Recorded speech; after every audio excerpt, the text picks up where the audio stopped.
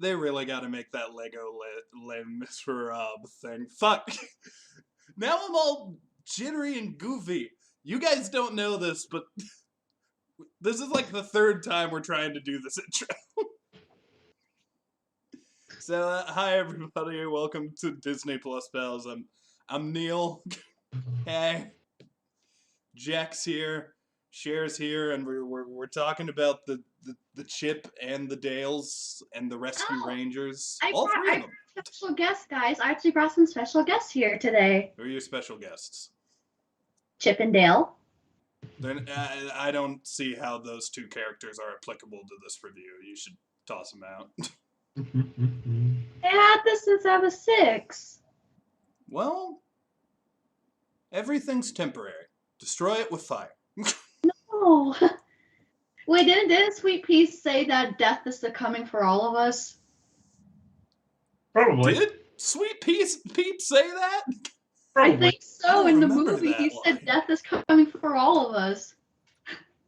Oh yeah, it's like he says it to like a kid or something at the con. Oh, it's a lost boy. He said it to a lost boy. He said it to a lost boy. Oh, to Cubby? Peter, what happened to you?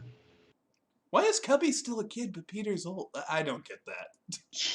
Some cartoons age, some don't. The only line I truly remember from this movie. I like how I make that joke and then I forgot the line. Fuck. Sorry, joke's gone. But we just watched Chip and Dale Rescue Rangers. Hopefully while we review this, I will remember that line. And we are going to review it for you guys today. So, what did you guys think? Let's start with you, Jake. Really fun. I really enjoyed it. I liked it too. I think my biggest problem with this movie, I've talked to you off screen about. To me, when I heard there was going to be a Chip and Dale's Rescue Rangers movie, I legitimately thought it was going to be like kind of like the DuckTales movie that happened, where there was going to be like a big adventure with the gang, and it was going to have modern animation, and it was going to be pretty cool. This feels more like an Animaniacs movie. I'm not complaining, but like... Honestly, this for me personally, when I first heard about it, I thought it was going to be like every single other reboot, and I was kind of correct. And also, this feels more like a modernized Who Framed Roger Rabbit. Yeah, a little bit. Definitely pulling from that film. There's definitely comparisons there, especially because Roger Rabbit is in this damn movie. And doing the Roger Rabbit. He's doing the Roger Rabbit. I will say something I love about this movie, as someone who appreciates Easter eggs, is legitimately every time I've watched this movie, I've seen something I didn't realize was in the movie for the first time. And that thing this time around was in the background when, I don't know if it's Chip or Dale, when one of them is walking down where the Hollywood squares are and you see Chun-Li and Squidward. Oh yeah, I saw that. Yeah, it was Chip. He was walking after with Monterey and this Dale. is when they do the Mr. Doubtfire joke. It's right before they're about to end their time in this location. In the background, if you look back there, you see an ad for something that looks like perfume. It says GUCCI. Is that fucking Dobby from Harry Potter? It looks like it's Dobby on a Gucci poster, yeah. That is... It's in the background, so you barely see it, but this time I was like, holy fucking shit, Dobby became a model. I was a little surprised that Disney was able to do some like DreamWorks and Nickelodeon and like... There's Jimmy Neutron references in this. Yeah, it was Jimmy Neutron's little hair. I think there's a reference to Sheen as well.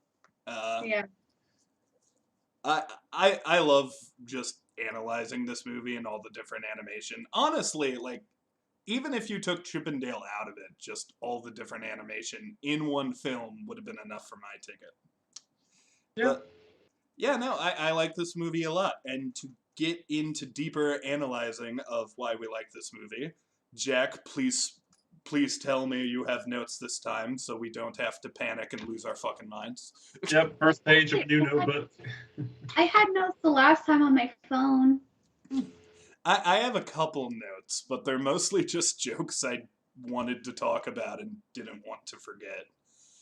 Mine is the opposite of that. Mine is just beat by beat what happened in the story. Beat well. at school, moves to California. Just Please walk us through that. That sounds yeah, like just to remember beat by beat as things happened, and then yeah, jokes and everything will come to mind as we go. Mm. But yeah, so the film opens with this school of live action humans, animated humans, CG humans, animals, cars, everything for Chip and Dale to meet. Saw a couple Muppets back there. Yeah. I'm going to say this at the start, and I'm going to say it again at the end to prevent me from bringing it up in every single scene. It annoys me to no end that at the start and then for the rest of the film, Chip and Dale and just Chip in the rest of the film weren't actually 2D animated. It's just cel-shaded 3D. Yeah, that bugged me too. It bugs me. I get it. Like, the stop motion in this isn't stop motion, it's CG. The puppets aren't puppets, they're CG. I get it. I understand why they did it. Everything is CG. Wait, are all the puppets CG? Even Bjorn? At least Bjorn. Bjorn is CG, yeah. Well, that's good CG. Yeah, that's the thing. It's like, okay, for characters like that, cool.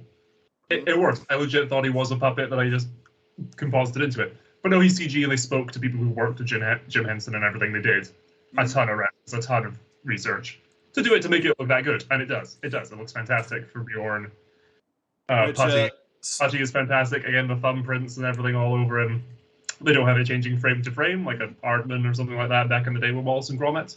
But no, they do enough for you to get it and believe it in a lot of times. Sadly, you don't believe Chip and Dale are 2D when they're meant to be. It's a shame.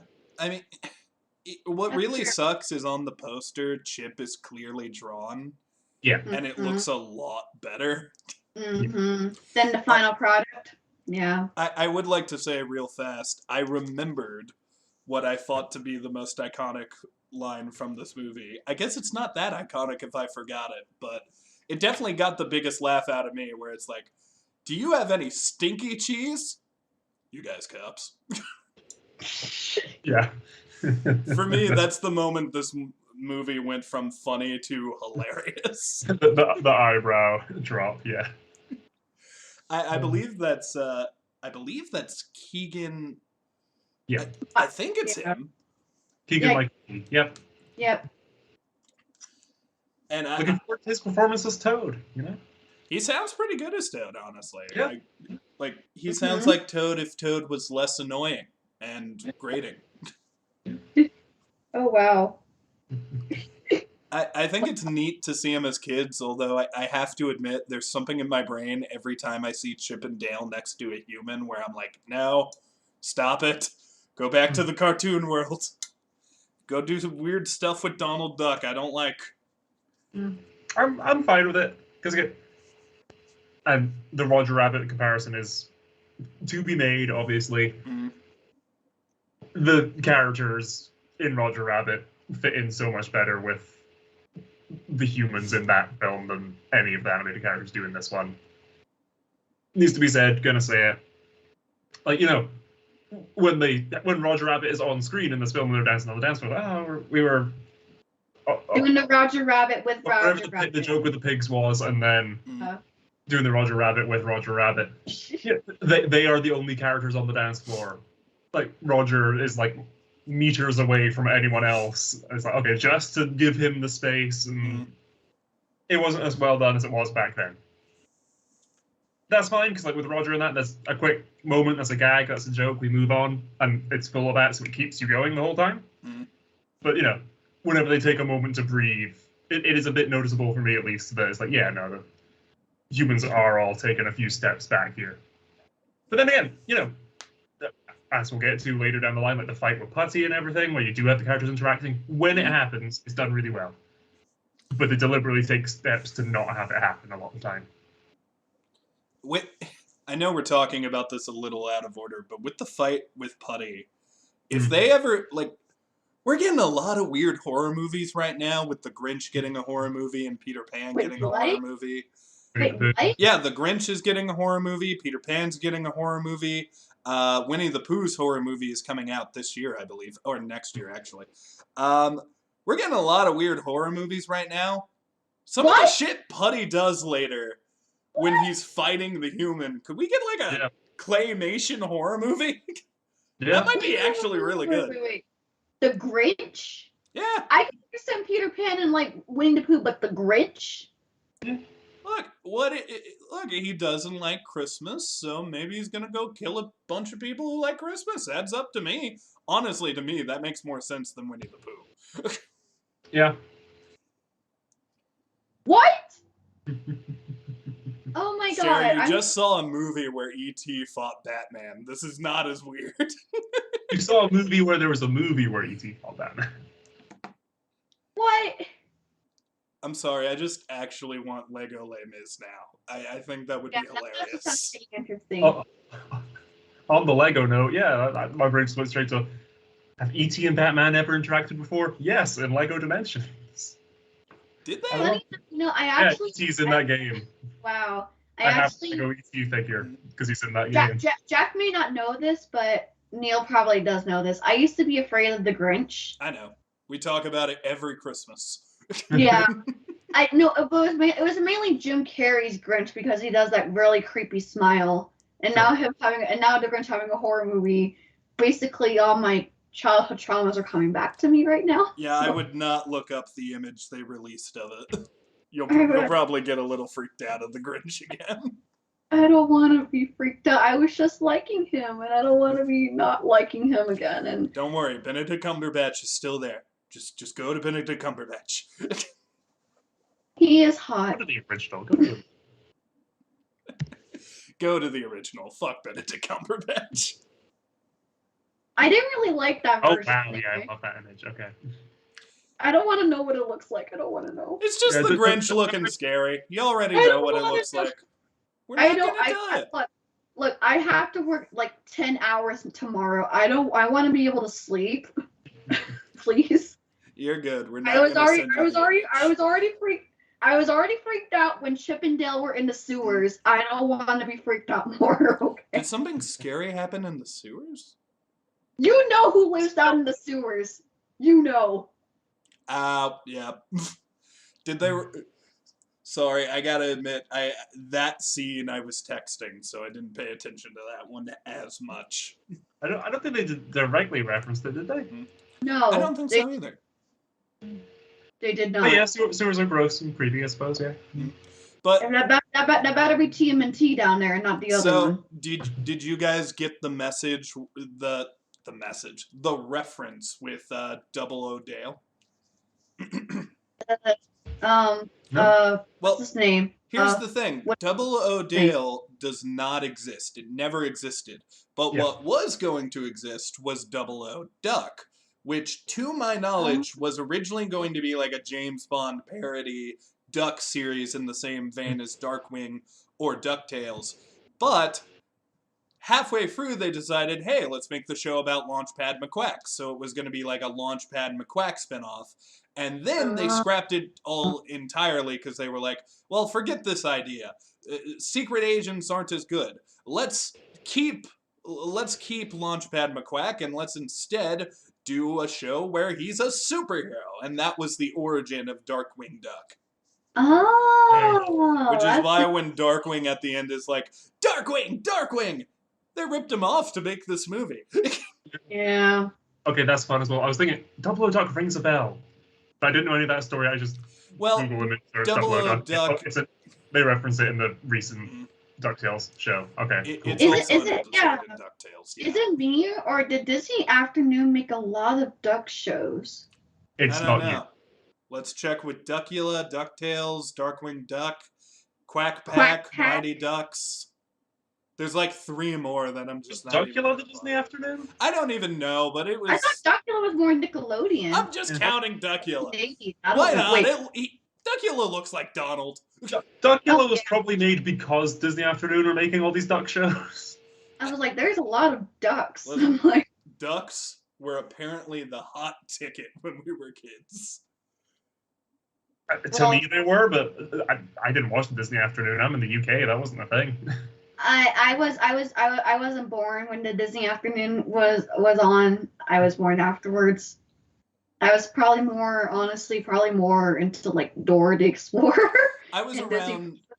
I was around for the end of the Disney Afternoon. I caught it right before it was out, but I got to watch a lot of Buzz Lightyear from Star Command, so Yes, I watched that too, and I watched the Aladdin series. I wish Disney Plus would put the Aladdin series on Disney Plus. It's so good. Yeah. It's not Disney Afternoon, and it's a wee bit of a tangent, but a weird, funny thing, like UK compared to America. I didn't watch Animaniacs growing up. I just watched Pinky and the Brain. I did the They same just thing. aired the Pinky and the Brain shorts. I did the And not the rest same of it. thing. I watched Animaniacs like twice, and I was like, it's weird that this other show that I watch pretty regularly is referenced in this a lot. I didn't even know Pinky and the Brain was a spinoff. Yeah, I didn't know. I was more of an Animaniacs fan than Pinky and the Brain, but I still love Pinky and the Brain regardless. I mean, Oh, I think Animaniacs is the better show as well, but like Pinky and the Brain was my start, and I love Pinky and the Brain. maybe there's a reason why they're back in the reboot. Oh yeah. Well, I Because can't it'd really be hard to imagine. do without them. I can't really imagine you doing Animaniacs without Pinky and the Brain anymore. They were too funny, just too damn funny. We got some Voice more actors Rob are still alive and kicking and Rob working, so yeah, no reason not to. Marsh. Yeah. So let us go into we've talked about Double O Dale, we've talked about some of the school stuff. Let us go into Dale's intro, and of course the introduction of the best character Disney has ever created, bar none, Ugly Sonic. Oh my God, Ugly Sonic with his human teeth. Did you guys know the original plans for Ugly Sonic? I've heard, yeah. It No. wasn't going to be Sonic. It was going to be Jar Jar Binks. Oh God. Every scene that has Ugly Sonic in it was originally supposed to have Jar Jar. And I gotta be real, part of me wants to see that cut. I think Ugly Sonic is a little funnier, but part of me wants to see the Jar Jar cut. Yeah. That would Part be of me interesting. wants to see it.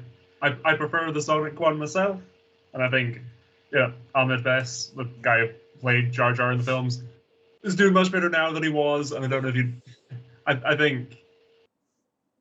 Yeah, for a few reasons, I prefer Ugly Sonic. Because that wasn't spoiled for me when I watched the film, and I'm so glad for that. I took special care to make sure it wasn't spoiled for you, Yeah, Jack. yeah. I don't know if you remembered this, but the day it came out, I messaged you and I was like, Jack, you gotta watch the movie fast. Yeah, watch it before someone spoils it. There's a big spoiler, and I know you're gonna like it. I went in not knowing Sonic was in it, and when I saw him, I was like, the fuck? It was the funniest shit. Oh my God, I actually remember when I watched the movie for the first time, my mom was doing my hair, and when she saw Sonic, she's like, what the is that? And I'm like, it's Sonic. Those teeth.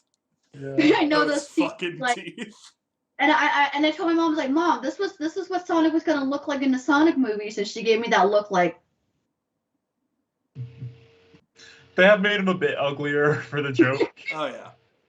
They made the eyes and stylized them a bit. Yeah. I still want them to release the ugly Sonic cut for the original film. Oh, the Jar Jar Binks? Well, that as well, but no, for the Sonic the Hedgehog movie, I want to see that with the original design. Oh god, no! Please no, never. I want to know what Ugly Tails and Ugly Knuckles was gonna look like. Thankfully, I'm sure they didn't start work on those until after the first film. I hope.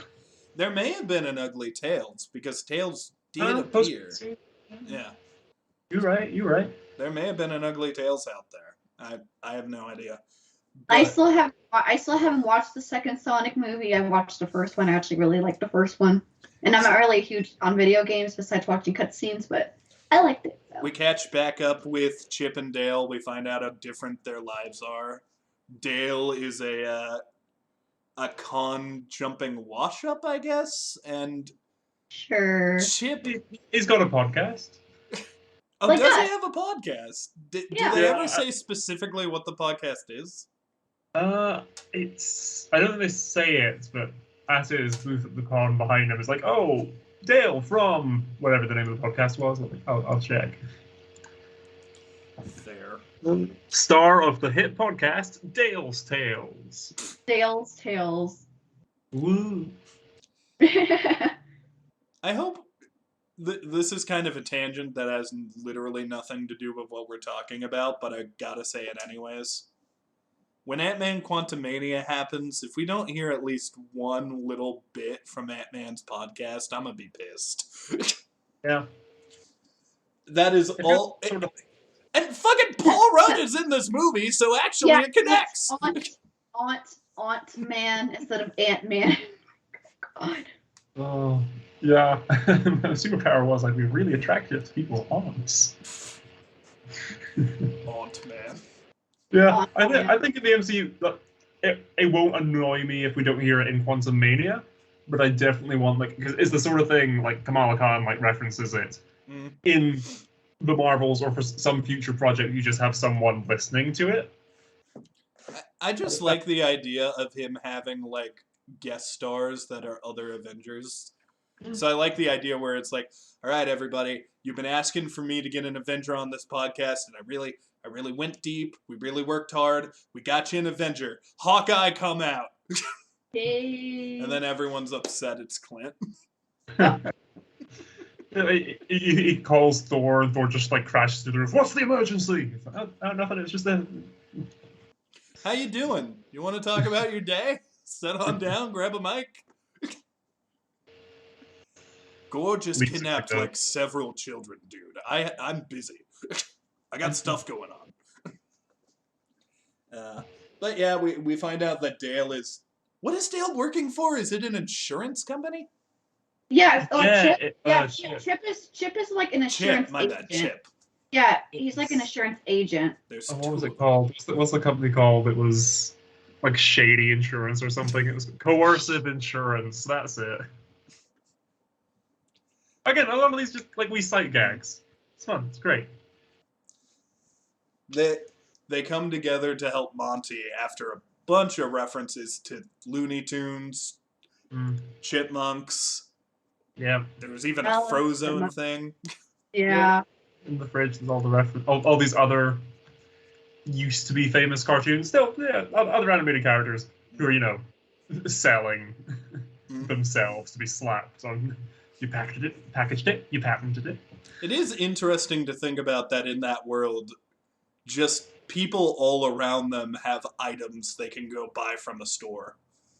Like, theoretically, Chip and Dale might have met Frozone. And stuff like possibly. that. Well, it's the same as, whenever artist or something said, oh, here's a new flavor of Coke with Katy Perry's face on it, It happens. Yeah, you're right. I'm just saying it would be a little weird if That's world cereal. I'm just saying it would be slightly weird if I went to the store and I was like, oh wow, Jack of all trades quality pants. I didn't know Jack had a clothing line in America. Huh, weird. Neither did I need to sue. Jack, I'm telling you, someone here in America stole your likeness. Your face is all over these pants. They're good pants. Apparently Cher bought the pants. Well, yeah. Then so they go to Monty. They go to Monty. Yeah. Monty. Has he always had a cheese addiction in the original series? I don't think it was portrayed as an addiction per se in the original series, as opposed to it's his favorite food. It was a little. Every time he hears about cheese, he'd start stuttering, his eyes would go weird, and suddenly all he fucking cared about was the cheese. Yeah. Okay, I was watching a couple episodes of the original series because again I was born after Rescue Rangers and Disney Afternoon, so I just want to refresh to see what the show was about. And every single time I saw him, I'm like, does he have a problem? Does he need help?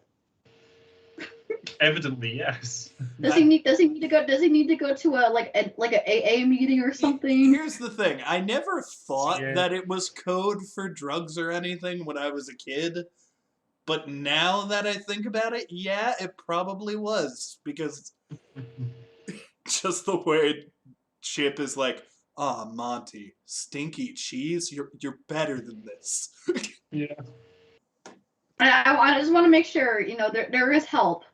Well, I like the idea that, like, you've always seen. It's a classic idea. The cartoon where there's like a smoke cloud and somebody smells it and they're like, ooh, that smells good. And it leads Yeah. them to like a pie on the counter or something. The idea of someone selling that illegally on the black market is hilarious to me. Yeah. Shout out to the Lonely Island guys for this movie. Oh yeah, Andy Samberg. I forgot Andy Samberg is in this. Yeah, and I believe another member of the Lonely Island is the director. Oh, cool. Yeah. They've made a couple movies. I think there's like a biopic parody they made as well. And they may have been involved with the Between Two Ferns movie. I don't know. I can't remember things. It's a wild day. But yeah, they talk to Monty, and Monty's like, "Oh hey guys, I'm Monty. I'm not even gonna attempt an accent. I'm Monty. Hey, uh, just so you guys know, I'm in trouble with the mob, which is ran by Peter Pan. Yeah, that's weird, but it's okay. Um, go talk to a Muppet, and look, I've been kidnapped. I'm kidnapped now." And then Monty gets kidnapped. Yeah, and apparently Flounder owes krill payments. That scene is fucked. Yeah. The explanation of bootlegging, that was the moment for me in this film. Okay, I love this. It's like, oh, the worst thing possible for a cartoon character to be bootlegged and sold overseas. And like, okay, that yes. joke. Oh my gosh.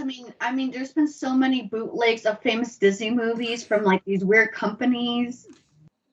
My favorite of all the bootlegs was Casper the Dead Kid. What was that? The Sad Dead Jasper. Kid? Yeah, Jasper, the Jasper the Sad Dead Kid.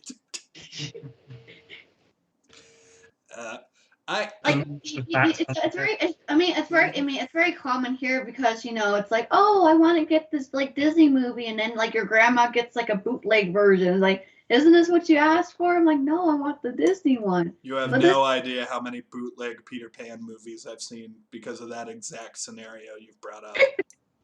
More than I care to repeat. So I remember one of the bootlegs I remember watching. It was like, I think it was called Kiara the Brave or something like that. Because I wanted to watch Brave because I thought it looked cool. I was misled by the trailer, like everybody else was. And then my mom gets me this weird bootleg movie, and it was a trip. Let's just say that. It was a trip. Bootleg movies usually are remarkable, air quotes. They leave an impact. You don't really forget about them. Especially with some of them going to the uncanny valley. Yeah. Ratatouille. Anyone remember Ratatouille? I just, if there is another moment besides Bjorn saying, "Are you guys cops?" that really won me over, it's seeing the cats from Cats. Oh my god! Actually portrayed as like alley cats. Yeah. Just hanging out in the uncanny valley. I was like, all right, this. I may not think the premise is good for a Rescue Rangers movie, but this movie's got my sense of humor. I can't hate this movie. Yeah. Well, at least it'll be in our memory. Sure. I like that, like, up until they get to, like, prior to that point and everything's, they just refer to them as the Valley Gang. Mm. And then you get there's like, we're in the uncanny valley. Okay, that was well done. Well, good joke. Good joke. Look, okay. Shout out to the fact that this movie is so clever that half the reason they get away with most of these things is because it's a movie about bootlegging where they're bootlegging a lot of these characters. Sure. But I do want to bring up that they specifically name drop some of them. Like, for example, Batman and E.T. are both shown vividly fighting each other, and it's the funniest damn thing. But it's so funny. They directly reference Polar Express. Yeah. They're referencing all these movies, and they're acknowledging they exist to a point where I'm like, holy shit, how did they not get sued? Yeah, like I said with Ellie, with the whole Nick Jr. fiasco with like Peppa Pig and like She name drops Paw Patrol. That's Paw the Patrol. direct competition. Yeah. Oh yeah, and then like Putty is like, what's next? The Rugrats are gonna come after us. Squidward's name is on the Walk of Fame. I don't know if anyone else saw that. Yes. Yeah. It's great because again, it's Disney. They have very deep pockets, so it's just a case of, hi, how much do we need to pay you to say the name of your show? Yeah. Or then, to have. Can we have Jimmy Neutron's hair? Yeah. Yeah. Thank you. at their school talent show, there's just. I'm not well enough versed in Transformers to know which specific one it is. There's a big red Transformer with just the Autobots logo on his chest. Oh, I think I saw Dora's pants. Probably. I know in that one scene, there's one scene that is definitively like the Easter egg scene where they show all the bootleg parts. I do remember at one point New Rockstars went through and like said what everything was. Oh, okay. But like the ones that I really remember are Jimmy Neutron's hair. There's a Keyblade in there. And I believe there's a reference to Carl Weezer in there as well. I might be wrong about that. His glasses, maybe? I pulled it up just now. I know Chucky's shirt. Chucky from Rugrats is somewhere in there. Yeah. Jimmy's hair. Jimmy's mom. Jiminy Cricket's hat, the Pink Panther's jaw, a Keyblade, a Mickey Mouse. Is it mostly Dora? I thought I saw Dora's pants. This is another tangent, but if no one has wrote a parody of Stacy's mom with Carl Weathers singing Jimmy's mom, I'm gonna do that one day. I'm sure that exists. I'm pretty sure there is. It's like there has to be. Mom? Where's Jimmy's mom? Jimmy's mom has got it going on. Croissant. Croissant. It's Croissant. Sorry, I am a huge Jimmy Neutron fan, so the fact I get to talk about it in this podcast. Did you watch the reunion, or they did some type There's of reunion? reunion? Well, no, they did like a convention or something like that. Oh, okay. It was like a reunion. I know that the last I heard of anything to do with Jimmy Neutron is the voice actor who played Hugh Neutron was really campaigning to get in their Smash Bros. Copy game. Oh, and he got in. Nickelodeon. He got in, but then he got monkey pawed because it turned out there's no voice acting in that fucking game. Yeah. Oh no, but they fixed it. They fixed it though. Yeah, but they just took the voice acting from the shows. They didn't actually bring him in. Oh, okay. I was about to say because I know Richard Horvitz, the voice of Invader Zim, was saying that there wasn't any voice acting, so that sucked. But yeah. They had one opportunity and they messed it up. How do you guys feel about Peter Pan being the villain? Because I gotta admit, I'm kind of mixed on it because I like Peter Pan so much. Wasn't Peter Pan always the villain in the original book? In the original story, Peter Pan was actively killing children. So yes, he was definitively the villain of the original book. I mean, yeah, I mean, and Once Upon a Time, he's a villain. Mm-hmm. So I'm okay with it. It's fine. Here's the thing: I'm more okay with it in Once Upon a Time because I feel like in Once Upon a Time they explain it a little bit better. Which, by the way, chat, if you guys ever want to see us cover Once Upon a Time, yeah, Jesus fucking Christ, that show is a trip. I love that show. I've never seen. I don't know about the final season or the spin-off one. I don't know about the final season. Do you know what drugs are? Do you know what drugs are? That's what that show is. Yes. That show is legally a drug. As far as I'm concerned. Watching it is just... You're never going to be sucked into the story. You can't say it's good. But I'll tell you right now, there won't be a single episode where you're not entertained. Okay. There's a musical episode. I really love the musical episode. There is a musical episode. There's one very cringy song in that with Captain Hook. Oh yeah, I know which one you're referring to. I like Emma's song, and then I like the Evil Queen song, and then The Wicked Witch has her own song. Yeah.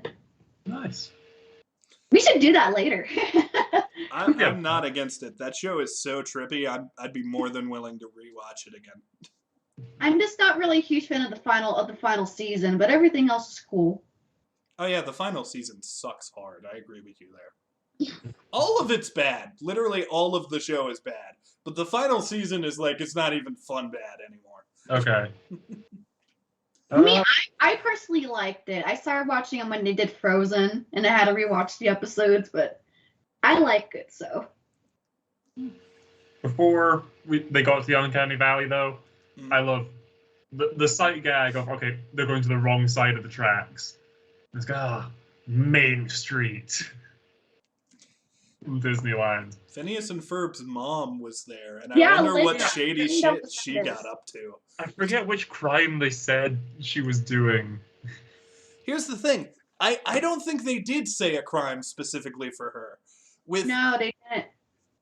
There's a shoe shiner who apparently sells weapons. One of them sells like illegal like social One security. of them steals social security cards. One of them steals weapons, and then the little girl is involved in Muppet fighting. The baker sells untraceable weapons. The shoe shiner. He steals security codes. Social security numbers, yeah. And then the little girl with the flowers. Flowers. Muppet fighting. Yeah. Which, by the way, very sad we only get to see that in the end credits. I wanted a whole scene with Muppet fighting. Yeah. Muppet fighting. It's such a fucked up thought, but now that they mentioned it, I can't stop thinking about Kermit and Fozzie in a ring fighting each other. Does that mean Disney bought the Muppets and now just fucking put them in cage matches? Bring that to Disney World. Make that a whole thing. I'd watch it, and no one gets hurt because they're fucking puppets. Yeah. Who you betting on though? Who you betting on? Oh, Kermit versus Fozzie? Absolutely, Kermit. Kermit's got a monster inside of him. Yeah. I don't know. I want to probably say like Miss Piggy versus somebody. That would be really fun. Miss Piggy versus Sweetums. Miss Piggy versus anyone. Miss Piggy's winning. Yeah, but Sweetums is huge, so I think it would be an interesting fight. Yeah, they go to the Bjorn's, Cheese's, then the Uncanny Valley. We meet Pete. Yeah, as a villain, I mean, I wasn't overly attached to the original Peter Pan movie. I haven't read the book to know how he's portrayed in that original one.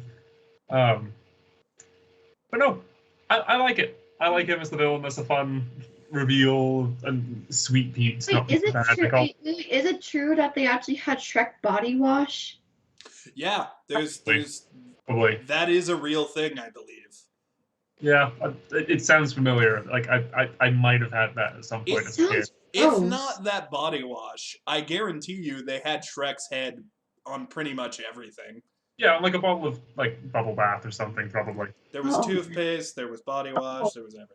I still remember there was like I remember watching something and like they had to recount or something, not restock. I forgot what the term's called, but it had to do something with Buzz Lightyear with a drink bottle, and it had yeah. Robot Chicken. You're thinking of Robot Chicken. It was a real product, but yes, they joked about it in Robot Chicken. Okay. You bet your ass that was a real product. I love it when they do shit like that by accident. That's my sense of humor in a nutshell. I like it. I actually wanted one of those like drinks or whatever. My mom said no, and I'm like, why not? Trust me. You don't need to know why. You just need to know that it's wrong. Yeah. See, as a parent, I'd be like, yeah, sure, buy it and take a picture of my kid drinking it for their 20th birthday or something, to be like, hi, you don't remember this, but here. That's the sort of dad I'd be. That's the parent I want to be. I want to strive to be like that. Yeah. On the Peter Pan thing, though, I think it was well enough. Like, explained of just he started growing up and they needed him to not grow up, so they recast him. Like, okay, that works. Mm. It doesn't bother me, but I do think it does need to be acknowledged, the whole parallel with that and what happens to Peter Pan's voice actor. Mm. Oh, yeah. Shitty. Yeah. Again, doesn't bother me. Mm. I know it has upset some people. I remember that story. I acknowledge that happened. Here's the thing. Potentially a little bit tone deaf. I am a pretty big Peter Pan fan, but I gotta admit, I didn't know about that story before this happened. So the one thing I will say is I am glad that people are talking about it now.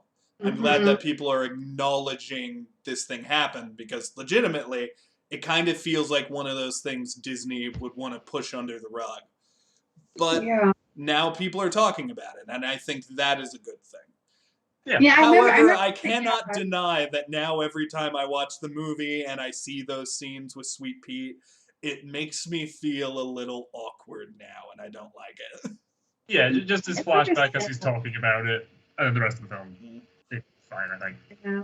I first heard about the Peter Pan situation on those like dark Disney things that Disney's hiding from you, and I'm like, oh, Walt's head under the castle. Yeah. Did you guys hear the conspiracy theory that the reason they called Frozen Frozen is so when you search Walt Disney Frozen, you don't see Walt Disney's frozen head?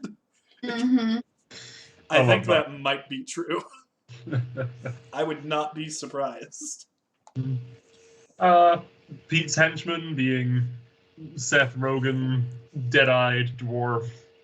And then like the Coca-Cola polar bear. Yeah. That was fun. Jim Dale escaping down into the sewers, as we said. I love the gag with the Rapunzel doll. Yeah. Which I assume that's a product. Or it is. Rapunzel's one of my favorite Disney princesses. So seeing that, I'm like, oh yeah, that's. I see why they don't make her hair as long anymore. This is a pain to animate. Yeah. Everywhere I go to like the doll section, like Rapunzel's hair is like at least towards her ankles. It is not. It's not like that. On a fun, weird animation note, Merida in Brave has more hairs on her character model than Rapunzel did in Tangled. Really? Yeah, even Elsa, even Elsa has more hair. Mm-hmm. Just because it's styled differently. For Rapunzel, it just needs to be long and pretty, sheen, whereas for Brave, it's puffy and curly and all over the place. So yeah, just to convey that. Different number of polygons, I guess. Yeah, I heard about that too. It's pretty interesting. You would think the Disney princess with the longest hair would have a lot of hair. Then you got the Dale fake out death. Which, I gotta be real. This got me for a minute. No, I didn't think Dale was actually dead. There was no part of me that thought Dale was actually dead. But I thought he actually looked dead. When they show him from the back, just face down in that puddle, I'm like, Jesus fucking shit, Chip, roll him over. Yeah, I was like, oh boy. The rewatch this time. Oh yeah, in terms of the funny setup of them going to Main Street, Evelyn and Dale dressing up as a reputable businessman, all the way through to here is so that he's still wearing a tux. So you can go instead of, that's not Dale's usual outfit. So it matches the 00 Dale toy. That's fun. That's well done. Yep. Good. Right. Then we didn't talk about the cop character much, but they decide to go back and visit their cop friend they made. I mean, I just feel like she's just shoehorned in, honestly. I think I think the reason she's not memorable is because she's a live-action character in this film. But Disney never shoehorns characters into things where they don't really fit. Ironheart. No, see, I don't know. Just I sometimes it's like, oh yeah, she's still there. Just okay. I like how I'm trying to insult Wakanda Forever when that movie is honestly very fucking good. I think, like, okay, for the story and everything, she needs to be there for this, this, and this. She's also a bit of an audience insert for those who grew up and loved the show. Yeah. Yeah. Okay, here's someone who, yeah, here you go. Oh yeah, and then like Dale has like all It's the just- merchandise. It's just I remember Sweet Pea, I remember Putty, Chip, Dale. I remember. I mean, okay, Chip and Dale aren't new characters. Couldn't but tell still. you the cop's name. Well, I can't. I think her name was Ellie Stickler. Might have been Ellie. Stickler. Stickler rings a bell. I can picture J.K. Simmons saying that name, yeah. I also think it's a little creepy that Dale is immediately flirting with this person who is a fan. Kind of paints Dale in a weird light. I mean, didn't like Chip and Dale flirt with Gadget in the original series? Yeah, but she was like their friend. She was like their partner. This is someone who's like, I'm such a big fan, and immediately that's enough for Dale to be like, hello there. If I can cut to Toy Story 2 bloopers, it's like, yeah, I can get you a role in Toy Story 3. And then Barbie did have a role in Toy Story 3, so make of that what you will. But what did Barbie have to do exactly? Let's not talk about that. Let's just get right out of the way. Yeah. I mean, the logistics in that world of some cartoons age, some don't, is all over the place, and yeah. You know, honestly, it's funny for the joke. Those bloopers from Toy Story 2 actually kind of mean more now when you pair it with this movie, because legitimately that means, oh my god, the toys might have actually been actors, and that blooper reel might be canon to this universe. That's the thing. Again, like, they did it for A Bug's Life. I've recently, it's related. Bit of a tangent. I've recently been with one of my flatmates watching the Barbie movies. Yeah. Somewhat ironically on my part, and at moments utterly, I am disgusted by Tika the elephant. An Island Princess. Yeah, she's probably one of the most hated Disney not Disney, Barbie characters. Tika the elephant. I watched one Barbie movie.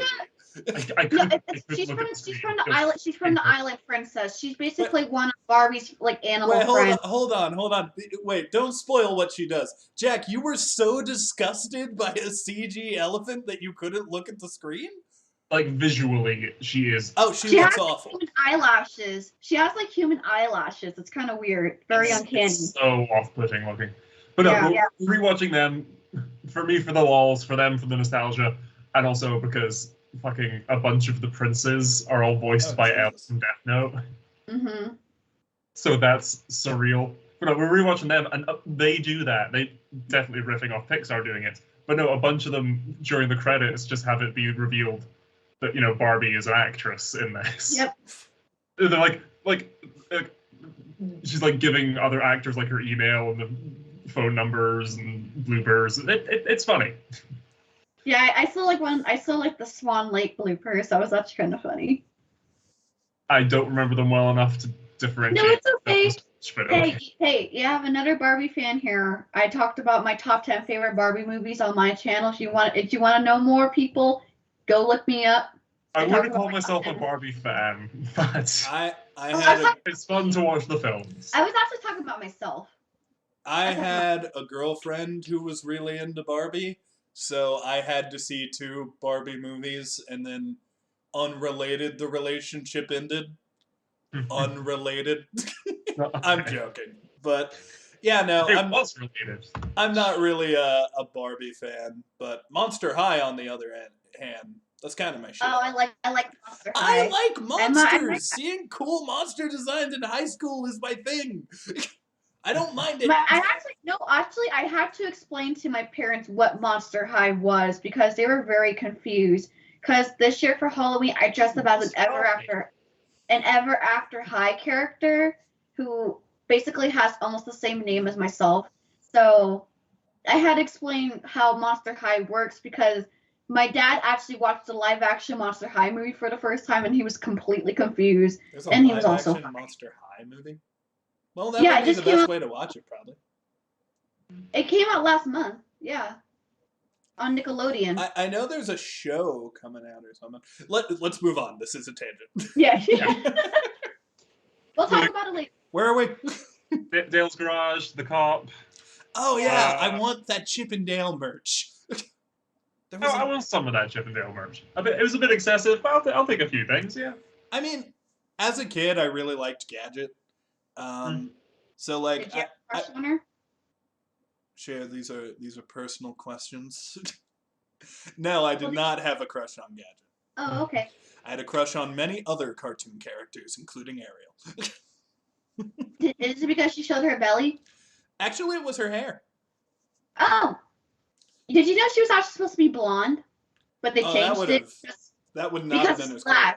Because of Splash, Disney decided to change her hair to red. Ariel was the first cartoon character I ever saw with vivid red hair. And I thought that was cool.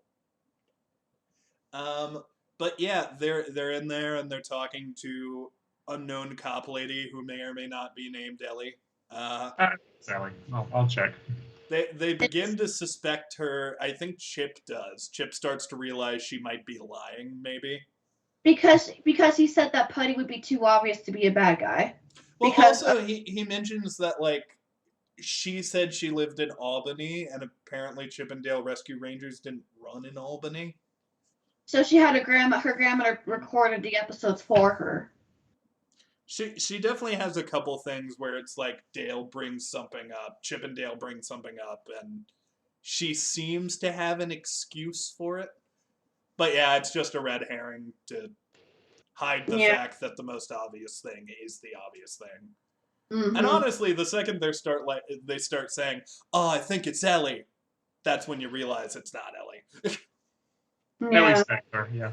Yeah. Yeah, and I didn't know there was a Rescue Rangers cologne, or is that canon or no? That's probably real. Oh, because they said in the movie it smells like almond butter and gasoline.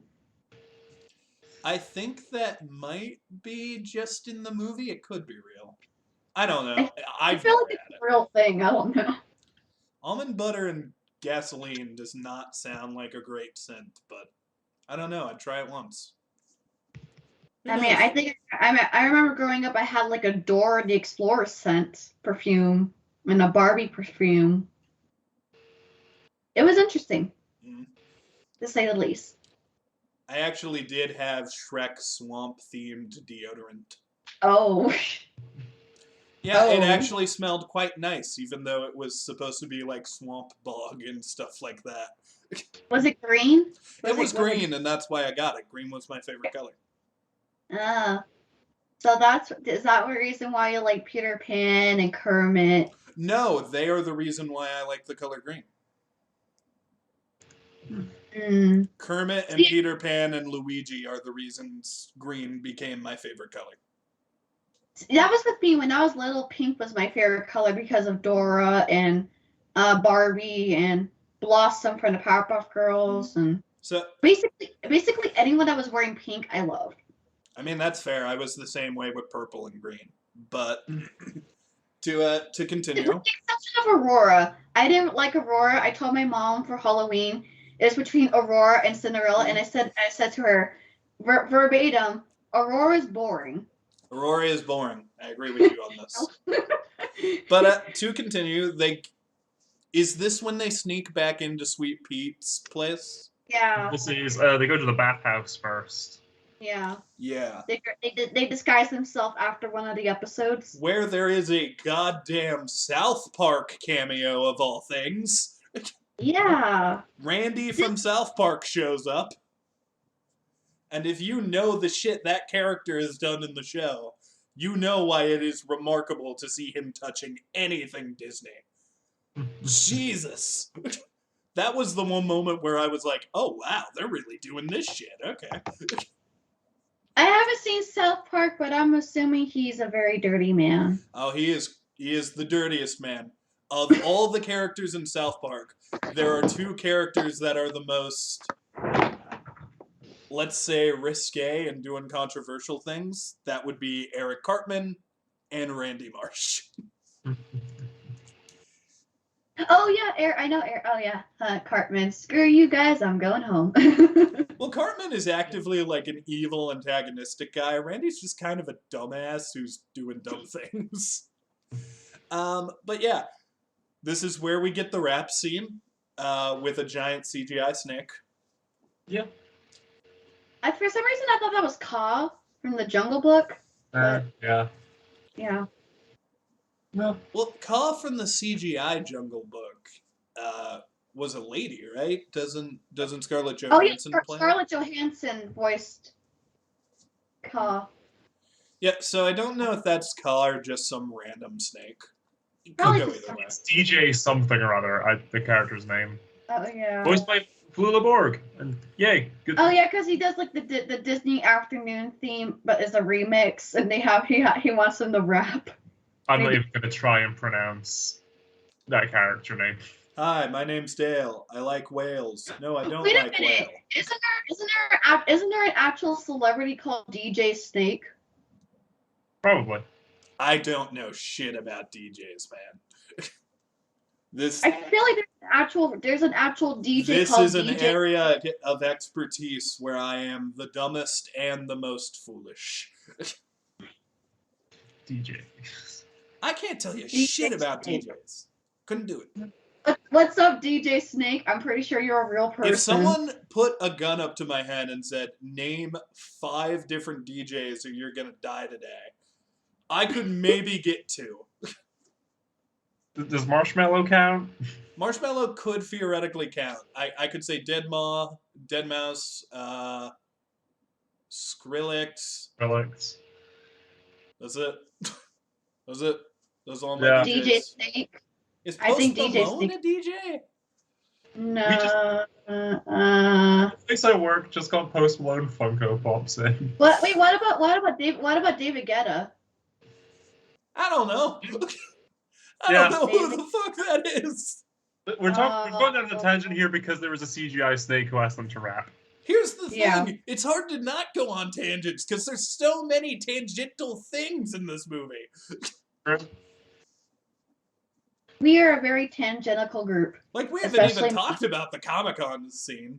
Also, Tangential is the name of my sex tape. Of course it is. It will be That- now. Then we go to the bootlegging warehouse with the machine and everything. We go to Pete's base there. And Chip has like a Snoopy's ear. Snoopy. That's so cute. I love the I love peanuts. that he actually screams, "I've got a Snoopy here." Yeah, that's a lot of fun. So, The machine being this crazy Mission Impossible death trap thing. let me know if I'm Whatever. remembering That's fine. this incorrectly. Isn't Putty like saying, "Oh, this is a failure, this bust is a failure," even though they've now found 100% proof that, like, Sweet Pete is bootlegging characters, so they should be able to arrest him? Let me see. Like, I remember there's one of those. No, like, no, here, because he's saying to Ellie is, "Oh, great work today. All the press is out there and everything." So I don't know that he's saying that it went well. Okay. He pulls over on the Segway. "Hey, Stackler, nice work today." And I can't read the rest of the subtitle because I've not got it on full screen. Okay. I didn't think you had it in you. For some reason, I was thinking that, like, maybe it's because it's such a trope for, like, the character to, like, do everything right and still get shit on. For some reason, I really thought that she still got, like, shit on, even though, by all accounts, she has proven that Sweet Pete is involved in some shady shit. Well, in that case, why didn't they immediately go to Pete's, like, place and try to arrest him? Yeah. What? Yeah, plot. Because Buddy's in charge of the police. Yeah. He's making it more difficult, I guess. I don't know. Yeah, because then the next scene is them, like, going to the police office after the police office? Police Station. Like the Precinct? like the department. Police station? Police Yeah. station, there we go. Is them going there and then realizing, oh, we can't trust the police. The police house. Yeah. The place where the policemen live. Police place. The police are hiding something. Hello and welcome to the They Double smell P. the cologne or something, yeah. Yeah, they smell Monty's cologne. They start picking up that maybe the shipments haven't left yet. They begin to doubt Ellie. And Oh, then they shit. go to Comic-Con. What was that? And then they go to Comic-Con.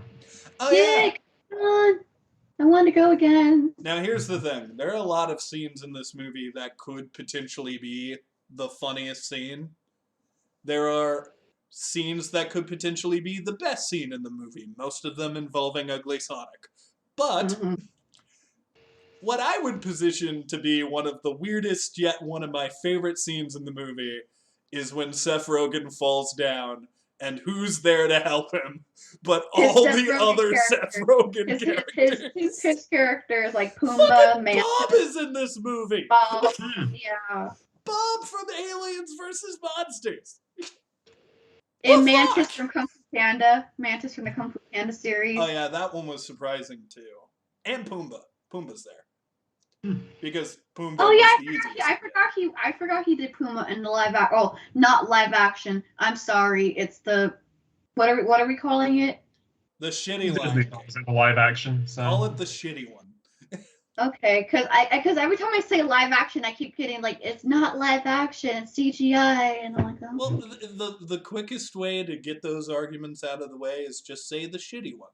People know exactly which one you're talking First about. Or I'll just say like Lion King 2019. I guess that's the best way to that say. To be fair, Timon and Pumbaa were some of the highlights of that film. I'm still mad that they didn't do Be Prepared correctly. Oh, that's a whole other video. We're doing a whole other video where we just shit on that movie. Yeah. Here's the thing. We're not doing a video where we shit on that movie because I refuse to fucking watch it. I don't want to watch it ever again. I was watching it during my therapist. I'm kidding. We probably will review it one day because I've heard the horror stories, but God, I don't want to watch it. Have you not watched it? No, I refuse. Going in, I was like, this looks shitty, and then somebody told me what they did to Be Prepared, and I was like, no, never. Mm-hmm. They sing "Can You Feel the Love Tonight" during the day. During the day. I've heard a lot of the horror stories. Yeah. Really? Yeah, Can You Feel the Love Tonight? Isn't Let's there a ball of shit? Like, don't Yes. they focus on, like, a ball of shit for a good chunk of For the a movie? prolonged period, yes. Mm-hmm. When I heard people talk about that, ironically enough, this ties into things, it kind of reminded me of the scene from Polar Express where the ticket goes missing. But that scene was to show how the magic of the Polar Express works, because even though the ticket went flying, it still made its way back to the kid. So that scene was necessary. I don't know what the fuck they're doing in Lion King. For that one, it's, in the better Lion King, when like Simba slumps over and some of his like hair from his mane gets caught by the wind and ends up with her. Oh yeah, and then everyone It's kept saying that. His hair gets eaten by something and shat out, and then a beetle comes along and rolls up the hair. It's so bad. Fuck that movie. The environments look nice. Yeah. I always thought Timon looks cute. Did you hear that they're doing a Mufasa prequel? Yeah, I refuse to watch that too. Well, Jack's the lucky one. I'm not committing to that bit. Never mind. I care so little. I'm not committing to that bit. It's not worth it, Jack. It's just not worth it. It's also not worth the millions of dollars in CGI they paid. Yeah. But moving on to the movie we are reviewing. Ant-Man. Right. Tigra getting some screen time. Shout out to Tigra. Yeah. I like that she was animated in that.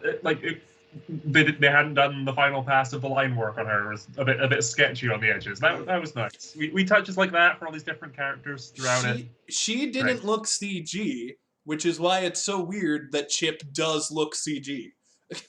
Well, because she and when there's the knockoff Simpsons characters and stuff, a lot of them are 2D. They just didn't put in. I'm not going to say they didn't put in the effort because it's likely. Yeah. Someone up the chain decided, no, we're going to do it this way because it's cheaper to do it. CG. Was it Bob Here's the Chapek? thing, and this is the only way I'll be like, okay, maybe this was a good choice. Maybe it just didn't look good. Like, maybe we're all asking for them to do it, but maybe legit, when it was put up against all these other things, maybe Chip looked weird. Who knows? I mean, they do a little bit of 2D Chip, which is when they reanimate that bit of them laughing at the end of that one episode. And, yeah, it looks fine. Well, no, what I mean is, like, right next to CGI Dale, maybe it doesn't look right. And maybe in the Uncanny Valley. I don't know. I guess I'm trying to throw the movie a bone here. Yeah, like I accept because again the like Muppet characters were CG, well, some of the 2D was CG and stuff like that throughout it. So, okay, sorry, Pache, there we go. It was meant to be like stop motion CG. Again, they're like paying homage. Well, not paying homage, but they're honoring how this stuff is done and putting in the effort. For all these other things, I just wish. I just wish it would look better. Yeah, I agree. And there's some background CGI characters that don't look very good, but like, I as a person view that as kind of part of the joke. Yeah. But I will say, the Brony and me, or the Pegasus, was happy to see My Little Pony again. Yay! It was surprising to see in the trailer that My Little Pony shit was going to be in this movie. That was surprising. For only, like 5 seconds? Around the same amount of time of the Rescue Rangers being in this movie. Oh. No, it's the same amount of time that Paul Rudd is in the movie. Okay, I've got to it. There's Paul Rudd talking about the Ant-Man joke. My Little Pony! Yay! See how much Pony's on screen for? Friendship is magic. It is really funny because we see that convention like twice before we find out that Ant-Man's there. Yeah. Peter Pan runs into Cubby and opens all these questions about the timeline. Death is coming for all of us, kid. There's a guy in the background with just a Lego figure head on. There's a Pickle Rick costume. There's someone doing a Freddy Krueger, but he's got Jason's mask on. Oh. Yeah. Or it's like from Jason X or something. It's like a metallic one. It's weird. It could be Jason X. It's Comic-Con. You're allowed to make up characters and stuff and bash costumes together. Yeah. Fuck you, Green Lantern and Aquaman. I want to be Aqua Lantern. Lantern. I'm a lantern that works underwater. Awkward. Whatever that Minecraft block is called. My pet. Yeah. Prismarine? Yeah, is that the one that lights up? Yeah. I think it's called a sea lantern, but it's made out of prismarine. I play too much Minecraft. So, Chip eventually gets captured by Coca-Cola polar bear dude. Yeah, I was wondering if that guy was supposed to be a Coca-Cola polar bear. Yeah. I think that's the consensus. I hope so. He looks like a scary version of the Coca-Cola polar bear. And I like that better. I always love watching those commercials during the holiday time. So now looking back at those commercials, I'm really like, yeah, you were in Chip and Dale, and you were a mobster or something like that. Yeah. Yeah, it is weird looking back on those now. I didn't think about that. But yeah, Chip gets caught. They go back to the bootlegging place again, and we get the reveal that, oh my gosh, Putty was the bad guy the whole time. And then we get the horrifying scene of him fighting Ellie later. Oh, yeah. Before that, I love Putty's joke, where he's like, well, not even the joke, where he's sort of saying to them, it's like, oh, the reason for his villainy. It's like, oh, well, my mom needed money for the operation. She had a serious accident playing the game. Operation. She touched one of the sides, and he just laughs. No, the money! I was doing it for the money. It's great. I love J.K. Simmons. He's fantastic. J.K. Simmons is one of those actors who, like, one minute he can make you cry with, like, a great speech that really ties into his character, and the next he says something ridiculous, and you're like, the fuck? And you're laughing your ass off, and you're not sure why. Yeah, you have him in Whiplash, and then you just smash cut to him jumping on his desk as J. Jonah Jameson wearing Spider-Man's costume, you know. I always think about him. Cigar. I always think about him in Legend of Korra, giving these like vast mentory speeches, and how there's this one episode where he has to accept that his daughter needs to endanger herself to like help save the world. And then I like thinking about the fact that that guy screams about Spider-Man swinging around town angrily. Makes me feel good. Yeah, I remember the same year he was in Zootopia and Kung Fu Panda 3. Yep. I would still... He's great in Kung Fu Panda 3. He's the highlight of Kung Fu Panda 3. I would still argue that J.K. Simmons has J. Jonah Jameson is probably the best comic book casting ever. It's kind of perfect. It's eerie how perfect it is. Yeah. Borderline creepy. I think J.K. Simmons is Jonah Jameson and Downey Jr. is Tony Stark. I think are perfect castings, yeah. Oh, yeah.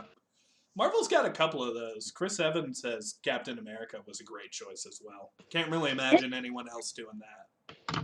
And he's hot. He is hot. He's very hot. I'm curious how he's hot one of my favorite Chris's. He's coming back as the Human Torch. Oh yeah, that's the rumor, yeah, baby. Chris Evans is one of my favorite Chris's that I have a crush on. Although I will always be forever a Chris Pine girl because of Rise of the Guardians. Oh, does he play Jack Frost in that? He does. Oh, I didn't know he did that voice. That's cool. Did you know originally Leonardo DiCaprio was going to be Jack Frost? That would have been even weirder. Yeah. That's one of those. Oh, and that is the same alternate timeline. Jude Law is pitch black, but originally it was going to be Benedict Cumberbatch. Oh, wow. Okay. I could picture that. But anyways, moving on back to the plot. Sweet Pete gets bootlegged. Sweet Pete gets bootlegged. He's got a Mario rocket launcher. He's got a Wreck-It Ralph hand. Kind of, yeah. He has Mickey Mouse shorts. He has the shorts of Mickey Mouse. Yeah. He's or got the pants. a cat adjacent head. Also, I know this wasn't intentional, but when he's getting all big and transformy, did anyone else get vibes of Scrappy-Doo turning into that demon thing? Yes. Yeah, a little bit. Yes. From the live-action Scooby-Doo movies? Yeah. Oh, man. Yeah. Okay, he's still got his same outfit on his torso. And yet it is very similar to the Mario Bullet Bill cannons. Yeah. Oh, and you said sometimes when he laughs, it's the Cruella laugh from 101 Dalmatians. Oh, I didn't even notice that. When he was laughing, it was Cruella from an animated 101 Dalmatians. Nice. He's got a Woody the Cowboy boot. Yeah, the leg. Yeah. No, it's great. And then beating him the same way they bet Fat Cat in that one episode. I love hitting over and over again on the head, and the birds wake up and look at the alarm clock. He's got a Transformers leg, and he appears to be wearing a Neo trench coat. Yeah. Might be a Blade trench coat. I don't know. It's a trench coat. A trench coat. Oh, I love. we skipped over Zipper and Gadget, but Zipper coming out with that booming voice. Well, to be fair, the movie kind of footnotes Zipper and Gadget. Yeah. Yeah, they have cameos. Yeah, I personally wish they were in the movie more, just because they are part of the Rescue Rangers. Yeah. I just wish they were in it a little bit more, but it's nice to see them. This is about the actors who played the Rescue Rangers. Yeah.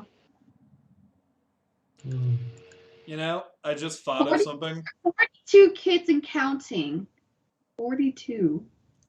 And some of them are pretty darn horrifying, and I'm glad they acknowledged that. Some of those bootleg characters at the end were pretty damn horrifying. Remember? Oh, Pete is Aladdin. Yeah. Pete is bootleg Aladdin, meaning Pete got bootlegged at some point. Yeah, he looks like it's just Pete dressed as Aladdin, though. So I Yeah. like that. Well- He's a wee bit of a villain anyway. So he's probably just like, oh, here's a studio. That's And somebody like enough, Jim Cummings voices Pete, and he was also the captain of the guards in Aladdin. He's also Yeah. Darkwing. Yeah. getting his wee moments at the Voice end. actors are underrated. They need My to personal appreciate headcanon is Pete got sick of being the villain, so he's like, hey, these bootleg companies will hire me to be the main character. Fuck it, I'll go do that. Fuck you, Mickey. Yeah. I'm surprised Mickey wasn't in this movie at all. Yeah, no. Well, his pants were. His pants were. His pants did show up.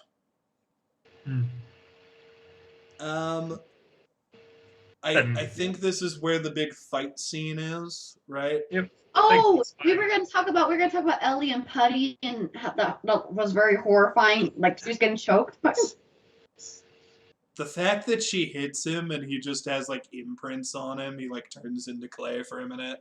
They do the fucking Terminator 2 thing. Yeah, under the door. Bum, bum, bum, And then bum, bum, freezing him as well. bum, bum, bum, bum, bum. just need to have his eyes glow red and then be like perfect. I'm just saying, the idea of like a stop motion claymation character trying to kill somebody was never on my mind until I saw Putty's stretched out arms begin to choke Ellie, and then I was like, huh, there's something really freaky about this. What happened? I know. She said he was basically a Gumby bootleg. What happens if Gumby becomes a horror movie? I mean, I'd watch it. I'll be honest with you. It's that thing of, it happens a few times in different sort of media and stuff, when you have a character from like a different plane of existence, I guess. Oh yeah, like the the Banana Splits movie. kind of. Like the example I'm thinking of is and again I'm saying it wrong, but in the Steven Universe movie, it's Spinell, who's a rubber hose animated character versus all these more like rigged characters. Just Oh my gosh, the freedom of movement that allows that character. So then I really like the way that she moves. It's really cool. And my dad always kept thinking that she was basically Jenny from My Life as a Teenage Robot. He kept getting confused for her as Jenny. Those are two very different designs. But they kind of have like the similar, like the silhouette. It kind of looked like XJ9. And then you have, again, with Putty, he just like opens up and folds around things and goes through the sort of bars of the cage and everything. Just because they're a cartoon, it makes them a wee bit unstoppable. Another example that's comes to my mind, and is really weird to like look back on because it was an animated show, but whatever. There was like a Garfield CG animated series when I was growing up, and there's a bit in that where like humans that are meant to be like live action humans are like kidnapped and they're like interrogating Garfield, and like everything they do to him doesn't do anything because he's like, lady, I'm a cartoon. I'm meant to take intense amount of physical punishment and have no lasting damage. That was one of my favorite parts about the Rocky and Bullwinkle movie. Yeah, it's a good example of it as well, yeah. You know, despite the fact that both Kenan Thompson and Kel Mitchell were in that movie, which is actually the best part of that movie, because those two people are awesome. But yeah, they saved the bootlegs after... How exactly do they defeat Pete? I'm forgetting that. They trick him with the bird's trick from the start. Oh yeah, because he turned himself into and then they drop like a a crate on him or something, I think. Mm-hmm. Well then he breaks free from the police and he almost kills Dale. Yeah. With the not Mario thing. Yeah. Yeah, the bullet bill, or I guess the parody version, which would be a boom bob. Let's call it that. Boom bob, yeah. Boom. Okay. It's like halfway between a chain chomp and a bullet bill. A boom Boris. And yeah, then Dale survived, and everyone shows up, and it's a happy ending. It's like, hope they don't do an upbeat pop song cover of the. No, just play the original. That pissed me off a little because they should have just played the original. I kind of wanted to hear the original. Post Malone scenes the end credits. Yeah. Real fast though, before we go into final thoughts, when they save Manta Ray Jack and it's revealed he has Dumbo ears now. He had Dumbo. There are a couple of bootleg crossover characters. I'm looking at them all right here. There's one Dipper in the background. There's like a Simpson-style Dipper. There's a bootleg of Fred Flintstone. Yeah, Phineas is there. But the thing that catches my attention, because I think this is actually a pretty cool design, what's going on with that Samurai Jack cat? That guy looks awesome. Yeah. I would actually watch a movie with him in it. Samurai cat. Samurai cat? It's like a weird Bambi deer moves. Yeah. It's like Bambi crossed with the Pegasus from Hercules. I don't know what the fuck's going on with Abu. Weird, poor Abu. Abu looks to be in pain. Yeah. Wait, what was that? I saw an anime girl. What's her reference?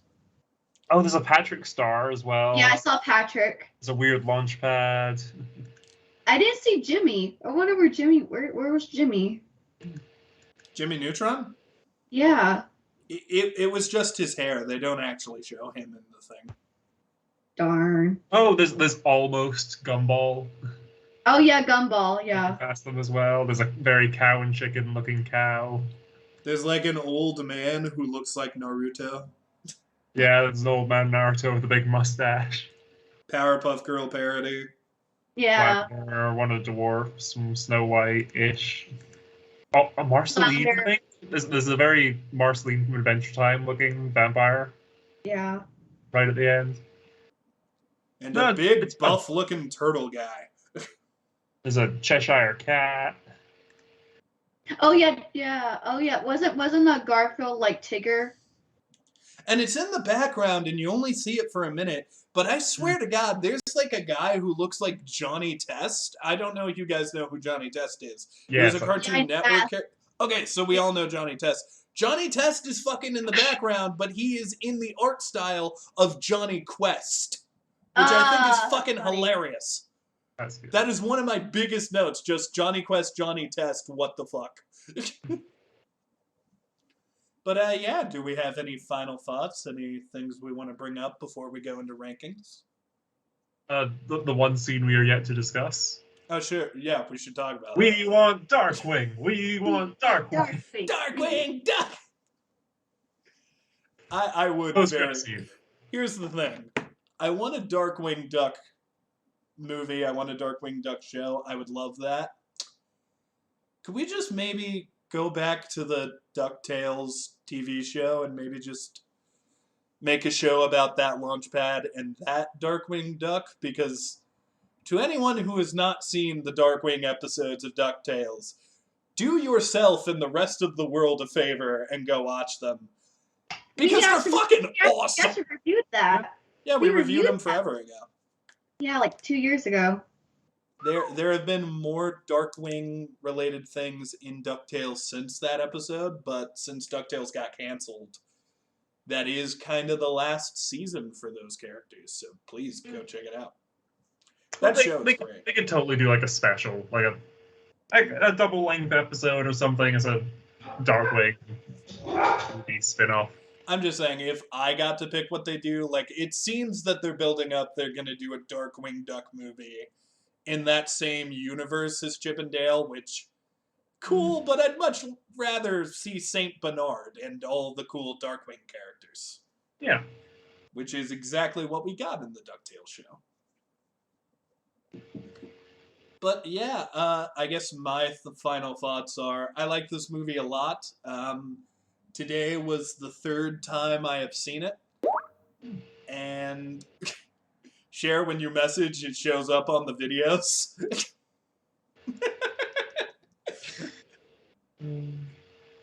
Yeah, so... Okay. We'll wrap it up. You're good. You're good. Yeah, it's alright. So, yeah, I I'm forgetting my train of thought here now. But I like the movie a lot. I think it's very funny. I I fucked up the catcher doing that joke just now. That was dumb of me. There we go. There we go. Now we both fucked up the capture share. I attempted to fix it, but Jack's face is still fucked. Why? Why is your face fucked? Is it on the fucking frame of me with the pen in Yeah, my let me mouth? just. Well, I guess Jack is now bootleg. Jack got Jack, bootlegged. you've been bootlegged. Let me Oh. just. Oh no! Let me just. Oh no, we're getting meta and everything's fucking up. This is totally part of the show. Yeah, we planned this. I'm just gonna go on my phone then. If you can't see me. Then... I'm just covering you now. Oh, okay. We can see your frame froze. I don't know what it is, but if I move share, now we can see you, and share's gone. There you go. Hey. Well, there. Now you're visible again. I'll just alternate while you're talking. Why not? Why not do this? Yeah. So- That's more like. So my final thoughts are, Jack, you're so done. Jack, I liked it a lot. Did you crack Jack? Jack, you okay? You're on camera. I'm good. But yeah.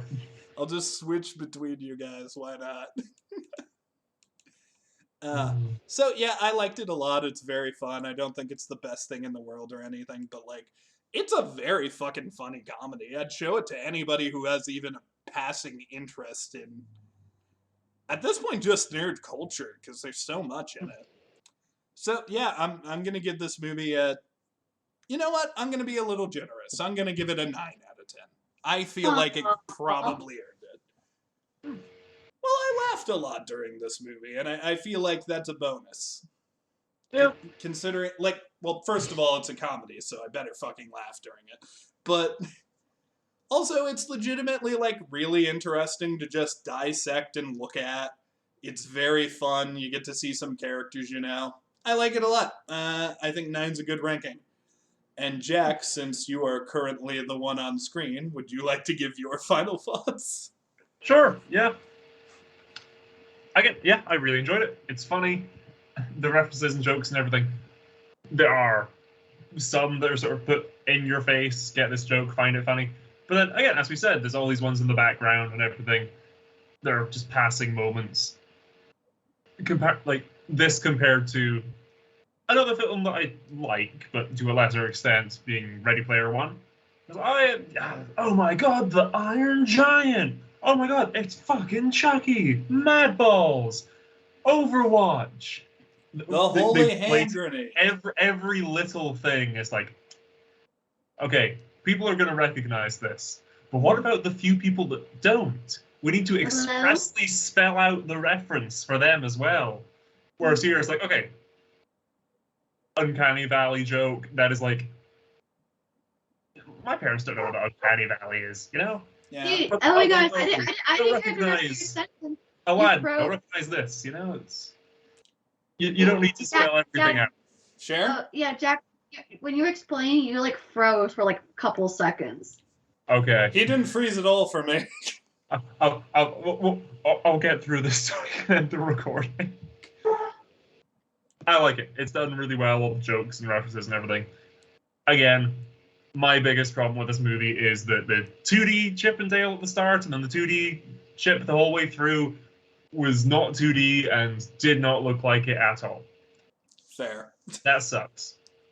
But I really enjoyed it. This gets an 8 out of 10 for me. I guess if I have to be nitpicky, the plot is predictable, but like, that's part of the joke.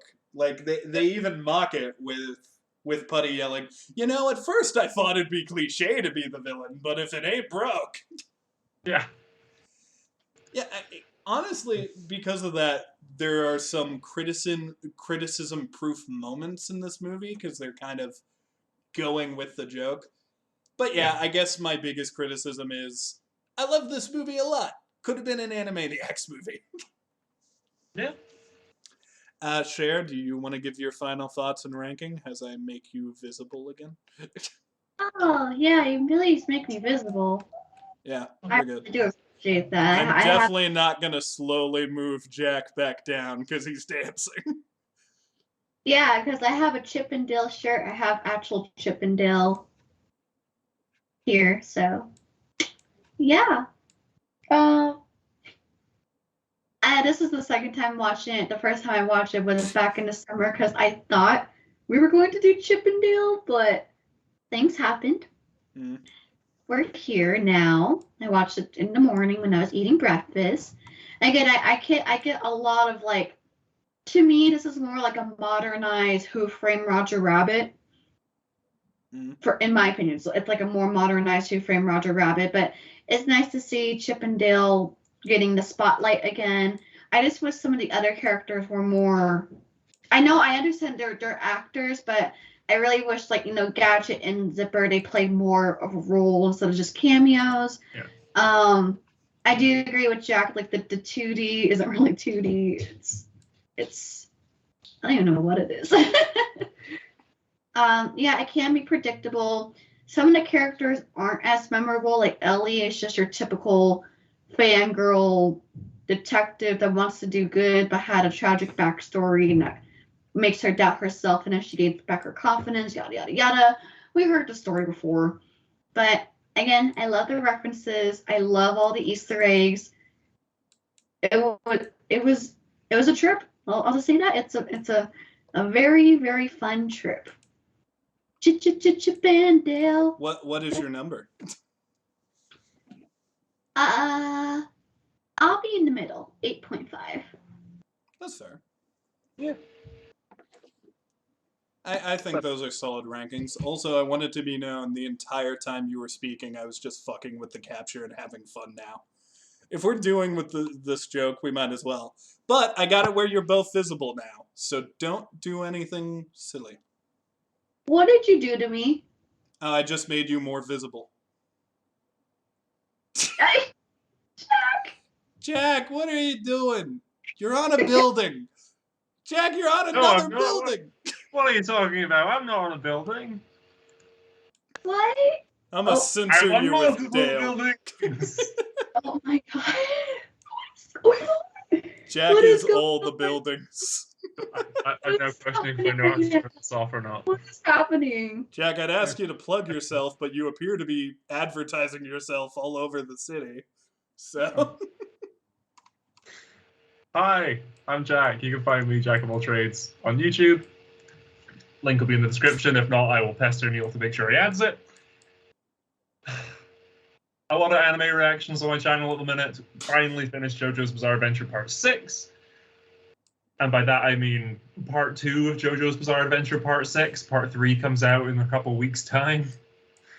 But at the moment, for the next few weeks, it's going to be My Hero Academia all the way, because Season 6 is well underway. I was way behind, but I binged through the entire season thus far, and it's been a real treat.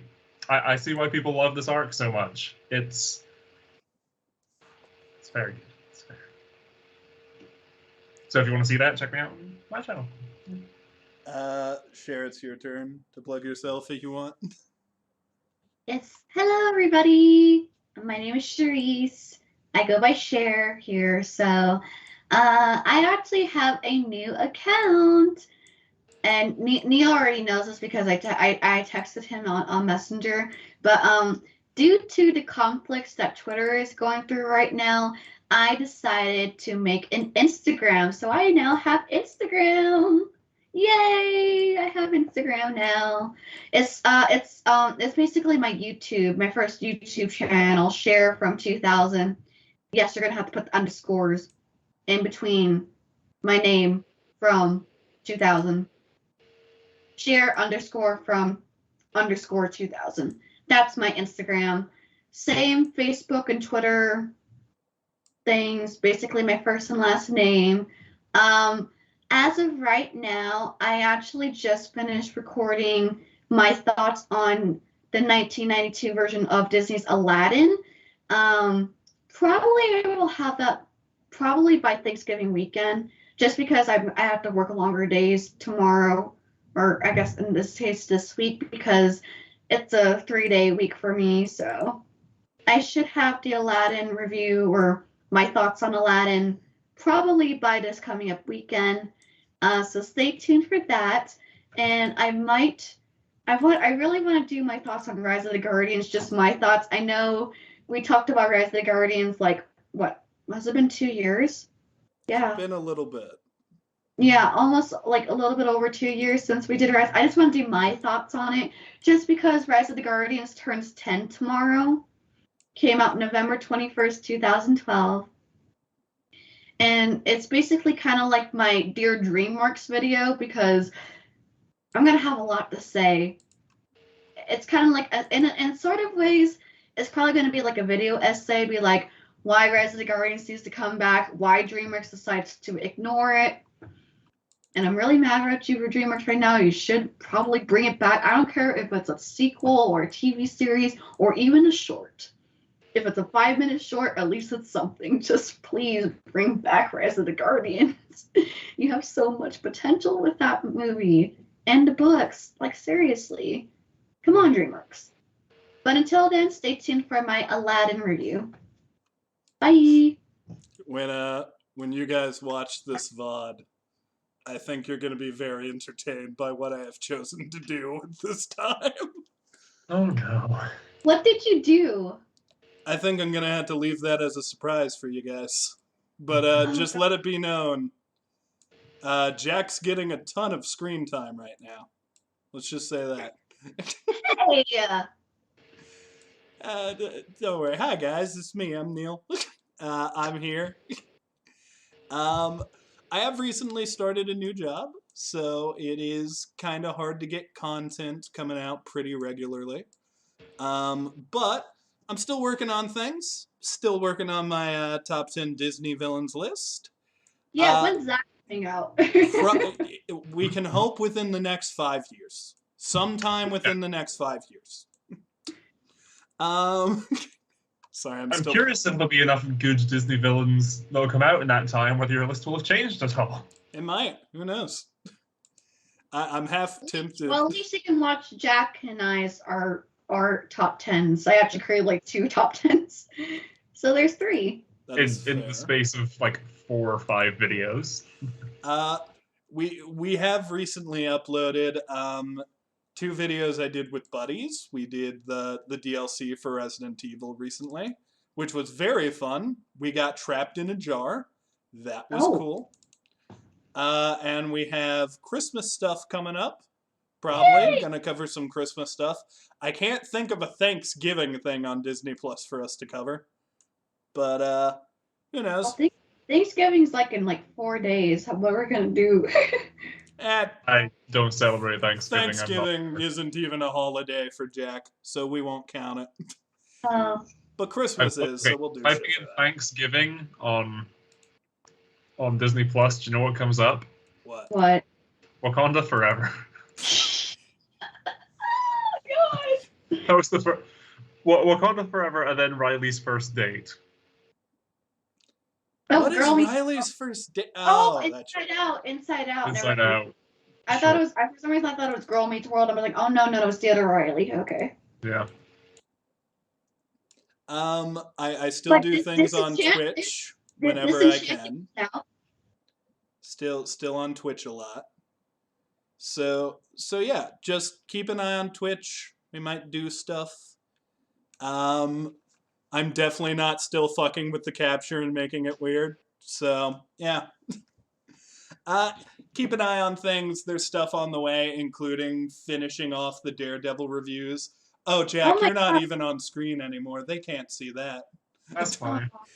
None of us are on screen at this point. Just wait till you see what I did. Oh my God, Neil! If you did something to me, I swear. Don't worry about it. Don't worry about it. But yeah, you guys got anything you want to check? They can't even see you. Jack's doing. Doesn't matter. I'm doing this for you guys. Oh my God! Is this as skateboarding? My God. Here. Just so this is what we'll end on. Just to get your reaction, This is what is currently on the screen. I'm going to take a picture and I'm going to send it both to you. I'm not going to tell you how we got to this point. I'm not going to explain it. I'm just going to send it to you guys. And you know what? I'll make you visible for a minute. I will make you visible. Jesus Christ, I got to get through all this bullshit. I'm scared. I will make I'm scared. What did you do? What did you Don't worry do? about it. Don't worry about it. I'm scared. What It's did you all do, okay. man? Share. Don't you trust me, of all people?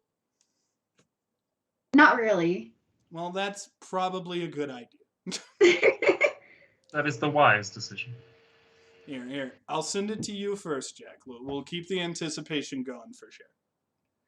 Here you go. This is what, at the end of the stream, was currently on screen. I will tell you this was not the only thing on screen, but it was on screen for a long while. Fucking hell. Oh god. What did you do? What did you do? I'm scared to look. What did you do, man? I didn't do anything bad. I just added in some new things. Oh god. Why did I agree to this? That's me. When I mentioned Christmas, I uploaded that because it's me in Christmas clothes. I have sent you that. I have sent you what is on screen share. Oh, this is going to be such a shit show. What the hell? That's Jarlpoof. Jedi Master Jarlpoof. I hope he gets an episode in the next Tales of the Jedi season. Oh my god. So, thank you everybody for watching. I hope you've had fun. See you later in the holidays. Enjoy this image of Deadpool on the screen. And yeah, happy Thanksgiving, happy holidays. And yeah, be careful when you're streaming, because sometimes you might fuck up the capture and then decide to do this shit. But when you're in doubt, call Chip and Dale Rescue Rangers.